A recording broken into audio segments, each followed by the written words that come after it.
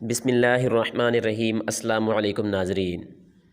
حیات الصحابہ میں ہے کہ جس شخص کا کوئی وارث نہ ہو اور اس کا مال بھی بہت ہو، یا اس کے ورثاء میں اس کے بیٹے نہ ہوں، بیٹیاں ہوں، تو کیا وہ شخص اپنا مال صدقہ کر دے؟ حضرت سعد بن ابی وقاص رضی اللہ تعالی عنہ فرماتے ہیں کہ میں حجۃ الوداع والے سال میں بہت زیادہ بیمار ہو گیا تھا۔ جب حضور اقدس صلی اللہ علیہ وآلہ وسلم میری عیادت کے لیے تشریف لائے تو میں نے کہا، میری بیماری زیادہ ہو گئی ہے اور میں مالدار ہوں، میرا اور کوئی وارث نہیں ہے، صرف ایک بیٹی ہے، تو کیا میں اپنا 2/3 مال صدقہ کر دوں؟ حضور صلی اللہ علیہ وآلہ وسلم نے فرمایا، نہیں۔ میں نے کہا، آدھا مال صدقہ کر دوں؟ حضور پاک صلی اللہ علیہ وآلہ وسلم نے پھر فرمایا، نہیں۔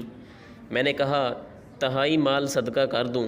آپ صلی اللہ علیہ وآلہ وسلم نے فرمایا، ہاں، 1/3 مال صدقہ کر دو، اور 1/3 بھی بہت ہے۔